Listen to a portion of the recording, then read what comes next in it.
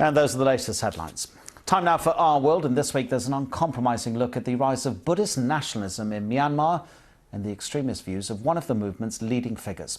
The programme contains scenes of violence and use of language which some viewers may find disturbing. After decades of dictatorship, Myanmar is now on the road to greater democracy. But with newfound freedoms, the country previously known as Burma has seen the bloody settling of old scores. An aggressive nationalist movement is on the rise. Its target, the small Muslim minority.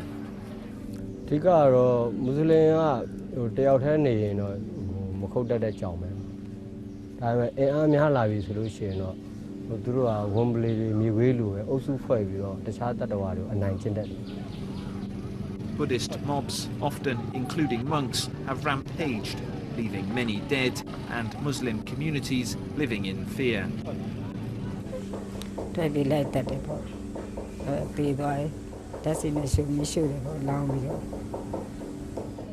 I'm Jonah Fisher, and in this Our World, I'm going to be finding out how monks from Myanmar, or Burma as it used to be known, have come to be associated with waves of religious violence.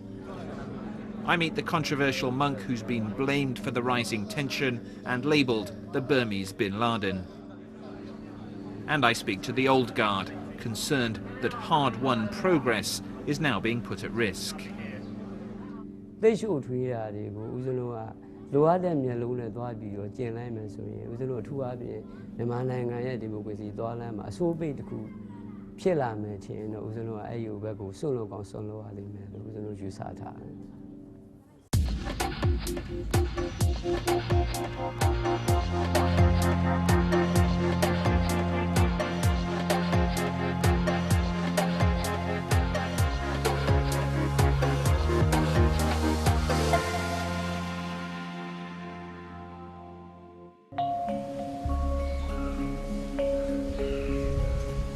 This is Mandalay, in central Myanmar,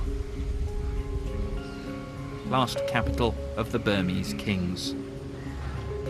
This city of monks and monasteries is the throbbing heart of this unique country's religious and cultural life.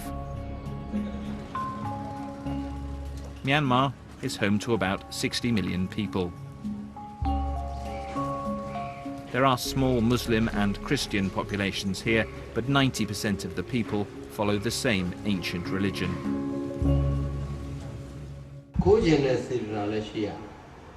In a classroom at one of Mandalay's most famous monasteries, a teacher is at work. This is Wiratu. He's taking his class of novice monks through the key beliefs that underpin the Buddhist faith. The 5 precepts, as they're known, are the foundations of the religion. They prohibit killing, stealing, lying, drinking alcohol, and today's lesson, sexual misconduct.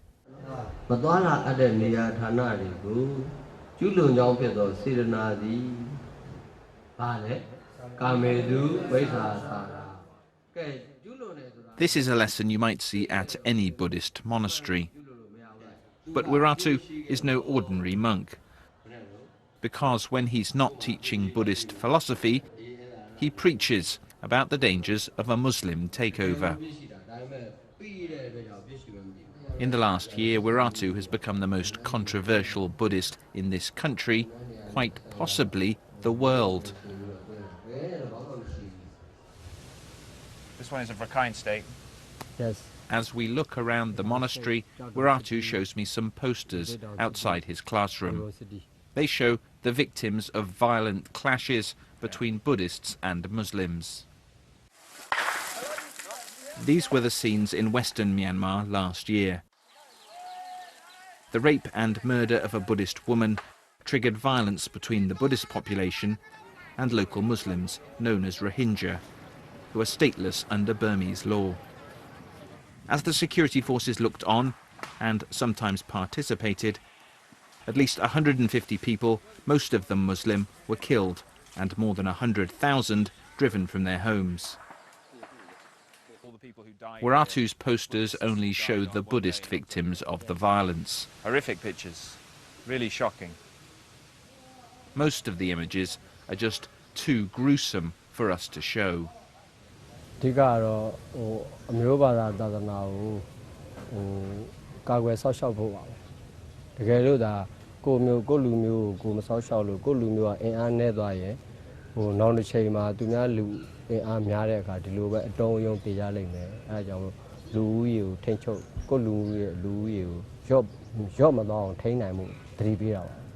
And what about this poster?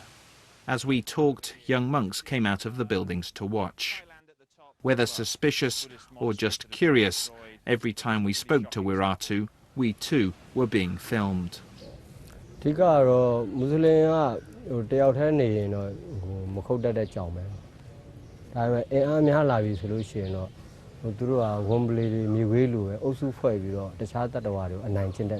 You're saying that if Muslims are in big groups, that they will naturally attack Buddhists?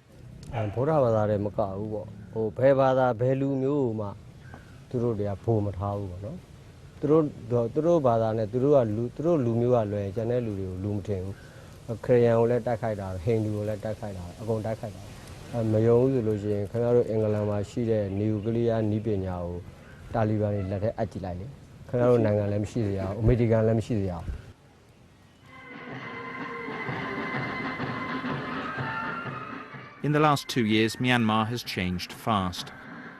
From being one of the world's most repressive dictatorships, it's now making strides towards democracy.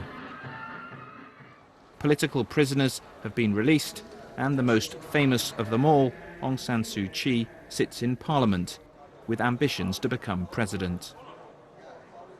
But transition has also brought uncertainty and a chance to settle old scores. Like many monks, Wiratu's life has been dedicated to the study of Buddhism. Aged just 13 and against his parents' wishes, he left home to study and live a religious life. Wiratu's anti-Muslim views have changed little since he first came to prominence more than a decade ago. Then his hate speech was blamed for inciting religious riots, and he ended up in jail. Now that he's been released, Wiratu is free to preach wherever he wants. The contents of this sermon are familiar. Buddhist parables mixed with warnings about the minority Muslim population. This crowd of mostly women are told that Muslim men are determined to marry and convert them. Despite Muslims making up only about 5% of the population, Wiratu says that the Muslim practice of taking multiple wives is part of an aggressive plan for Islam to become Myanmar's main religion. Wiratu's outspokenness and willingness to court controversy have turned him into a standard-bearer for what's become known as the 969 movement. Just up the road from where Wiratu speaking is a stall selling various bits of merchandise. These are all DVDs of Wiratu's sermons and speeches. This one contains graphic footage of the violence in Rakhine State in western Myanmar last year. These here are all books which Wiratu wrote during the 9 years he spent in jail. And these here are the stickers of the 969 movement. Now, these are the stickers which are put on Buddhist businesses, Buddhist taxis, to denote the fact that they are Buddhist and to encourage people to use them instead of Muslim shops.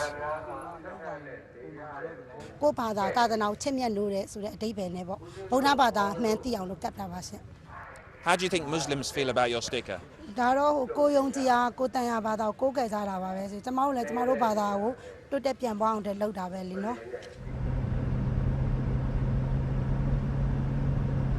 As news of the clashes in the West has spread, anti-Muslim sentiment has risen in other parts of the country. We're now on our way to a town called Mektila. Now, Mektila saw some of the worst of the religious violence in March of this year. The violence was filmed on mobile phones and camcorders. Following a dispute at this Muslim-owned goldsmith's, a Buddhist monk was killed.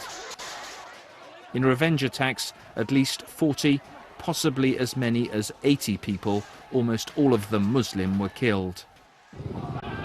This footage shows a young man being savagely beaten by a mob that includes a Buddhist monk. Whether overwhelmed or just unwilling, the police did not step in to stop Muslims being attacked.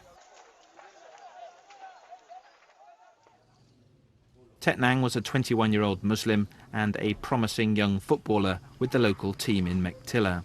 As the violence broke out in March, he left his home, never to return. His mother and young brother are still in shock.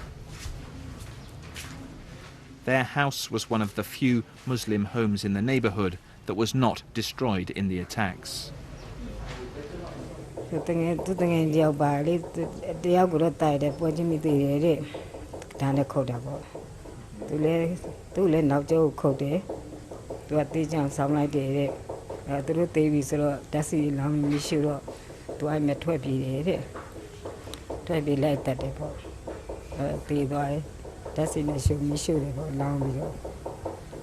Tet Nang's body was burnt beyond recognition.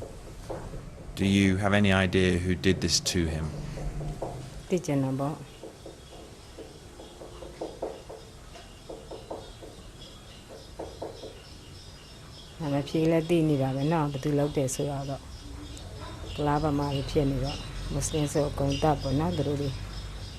I asked Chi Chi who she blamed for the death of her son.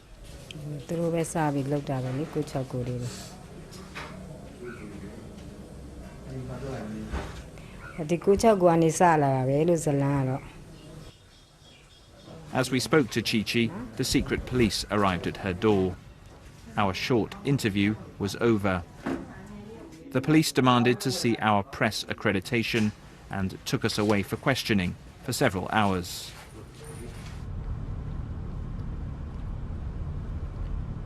Driving through Mektilla, I was shocked at the scale of the damage from the March attacks. Shops, homes, businesses, whole streets destroyed by Buddhist mobs. Those Muslims who remain live in fear of more attacks. I met up with a Muslim lawyer. Ong Tain didn't want to be seen talking to me on the street, so from the back of our vehicle he showed me around town. How many of the Muslim shops and businesses in Mektilla were destroyed? About 1,000 over. More than 1,000 shops? This is the Tiri Mingala Mosque being burnt and looted as police look on. All but one of Mektilla's 13 mosques were vandalised and shut down in the March attacks. Ong Tain told me that he believed the local authorities were trying to stop displaced Muslims returning and picking up their lives.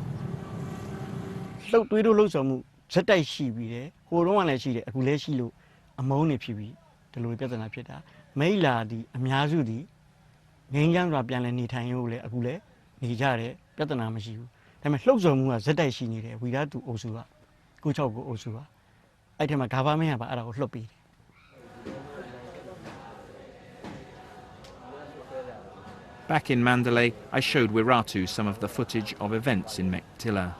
A Muslim man is being beaten. You see? He's being beaten by these men here. And then look, this man looks like a monk.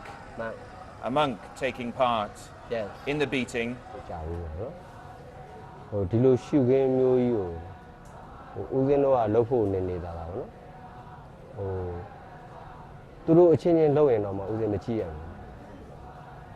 But when you see this, do you not think that what you are preaching may be contributing to tensions erupting like this?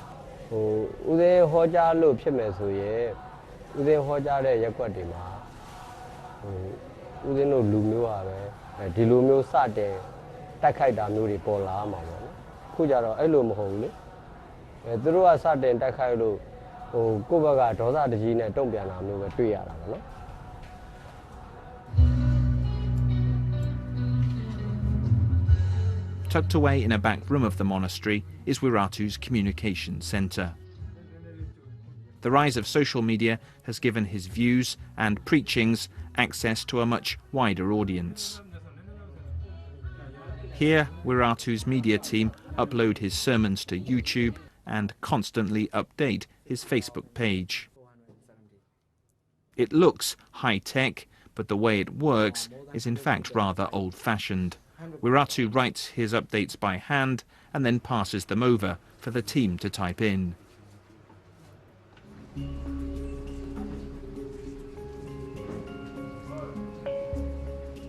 Each morning, across Myanmar, before the sun rises, a ritual as old as Buddhism itself quietly unfolds.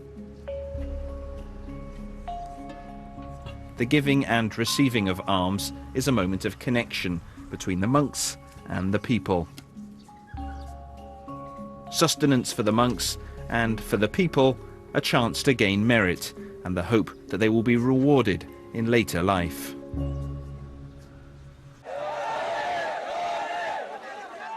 In 2007, this most fundamental of Buddhist rites suddenly became the focal point for what's become known as the Saffron Revolution.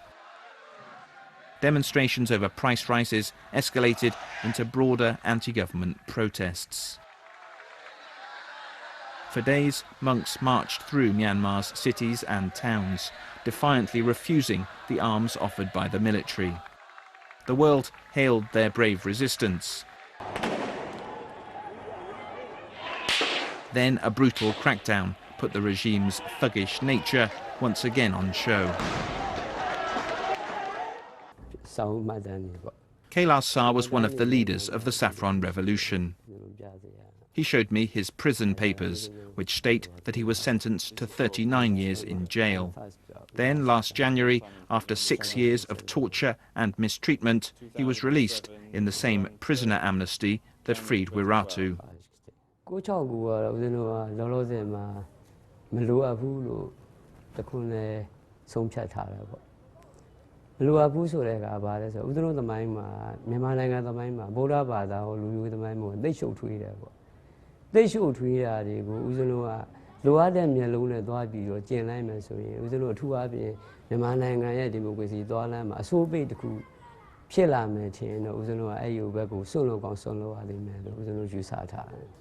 Are you surprised that Wiratu is allowed to continue preaching the way he is and that nobody among the Buddhist monks or from the government are stopping him?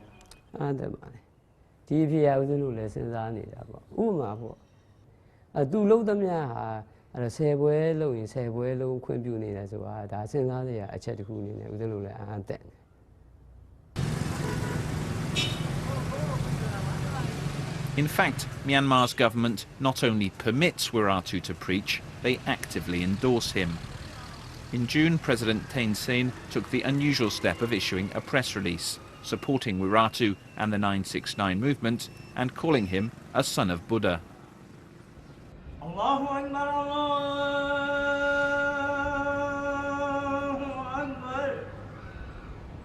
Many of the Muslims in central Myanmar are from families who've been in the country for hundreds of years.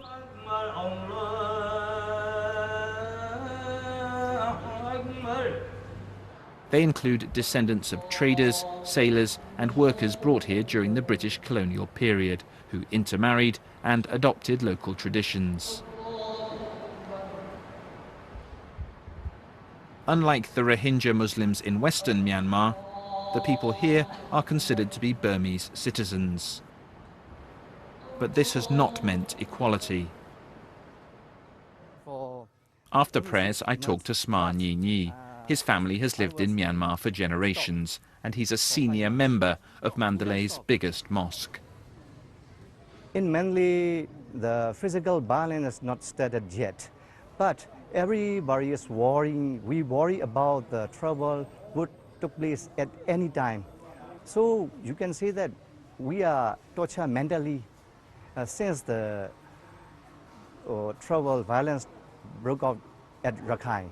and after that Meitila. Do you think the majority of Buddhists are anti-Muslim? No, I don't think so. I believe that majority of the Buddhists, they never hate Muslims, but the trouble is they didn't speak out their opinion. Why is this violence happening now? Now, everybody is talking about the violence of the Buddhists and Muslims. Somebody is controlling behind it. He's a smart man, because all the things, everybody, they can divert the attention of the public entirely. So you're saying the government is letting Wiratu 969 movement get on with it? I don't want to accuse the government, but some of the higher authority, I don't want to accuse, because I want to speak to you frankly, it is a little dangerous to accuse the government, so I don't want to accuse. The charismatic standard bearer of the 969 movement is a frequent flyer. Top of his agenda this week is a vital meeting with fellow monks in Myanmar's biggest city, Yangon. Western journalists have labelled Wiratu the Burmese Bin Laden, and Time magazine has called him the face of Buddhist terror.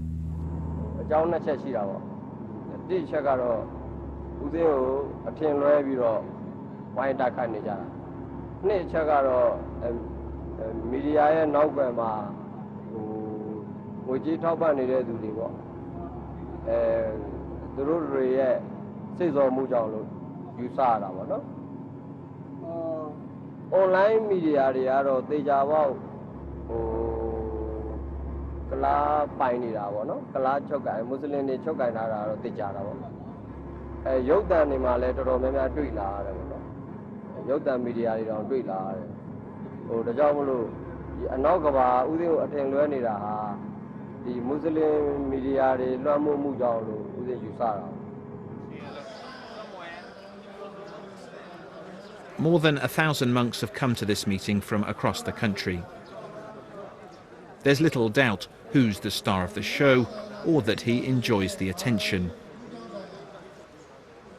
They're here to discuss Wiratu and the 969 movement's most controversial proposal yet.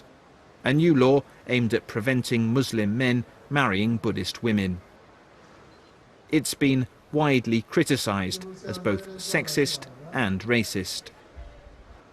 To the horror of the Muslim community, a petition supporting the proposed law has already gathered more than 2 million signatures. The key moment in the meeting came when Sitagu, one of Myanmar's richest and most powerful monks, took the floor.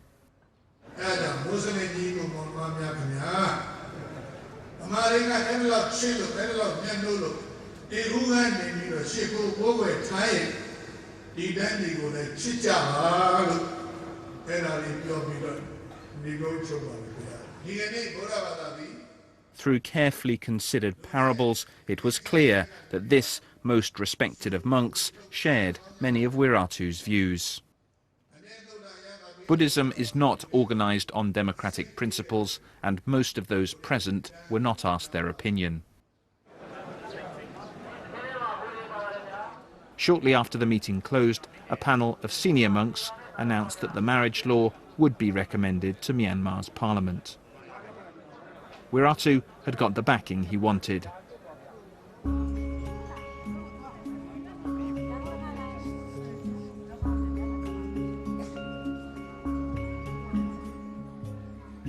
When I first started work on this film, I thought I'd discover that Wiratu is a fringe figure here. But it's clear from everyone I've spoken to and talked to that he's much more than that. He has the backing of many, if not most, of the monks. The president has very publicly backed him. And despite his hateful and intolerant message, a significant part of Myanmar's Burmese Buddhist population seem to be supporting him too.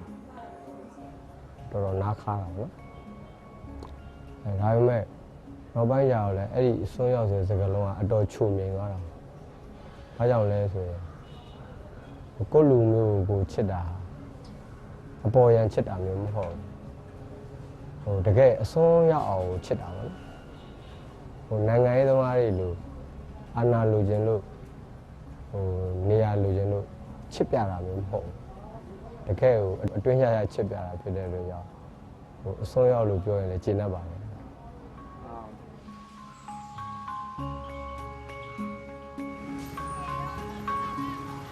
Myanmar is changing. There's an excitement in the air and a feeling that for many, things are at last moving in the right direction. This is a country on a journey, but the destination is as yet unclear. It's by no means certain that the people of Myanmar, having endured decades of dictatorship, will all share equally in the benefits of the country's newfound freedom.